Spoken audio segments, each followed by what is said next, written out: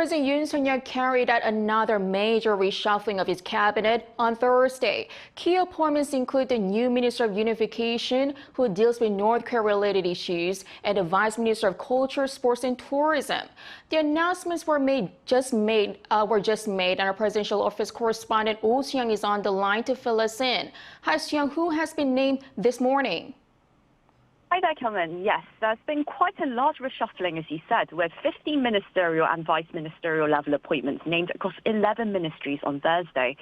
First, beginning with the Unification Minister, who's going to handle inter-Korean affairs, will be an expert in the field, Kyeong-eun, who is currently a professor of political science and diplomacy at Sungshin Women's University. As he was introduced, the expert vowed to do his utmost for a peaceful and orderly unification of South and North Korea. Current South Korean ambassador to Thailand, Yoon Suk Yeol, is going to be his deputy minister. Now, another ministerial level pick was that of Kyeong-eun, a prosecutor of 28 years, as the commissioner of the Anti-Corruption and Civil Rights Commission. Now, when it comes to the vice-ministerial level appointments, things get very interesting.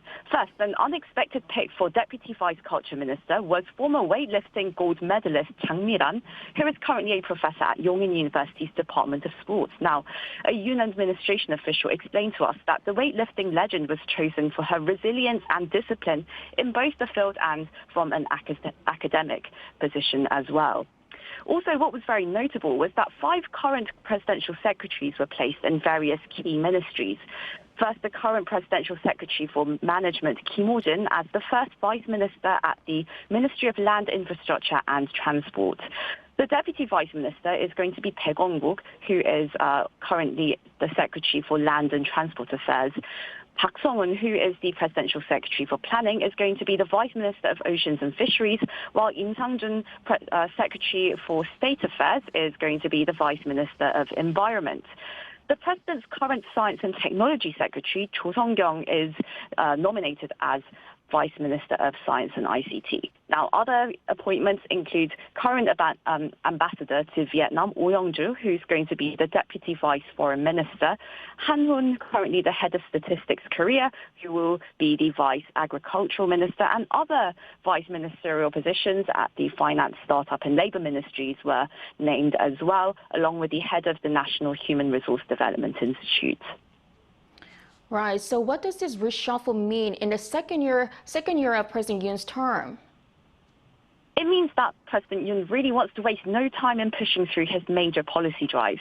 His presidential secretaries, 5 of them, are placed in ministries that preside over the most critical socio-economic issues in South Korea right now, and also including policies on inter-Korean relations, of course. The policy areas really span housing, infrastructural development, to innovation and labor reform. Senior Yoon officials have told reporters that the secretaries have been assigned to their respective positions as they are believed to have a very deep understanding of the general direction of the administration's major policy drives.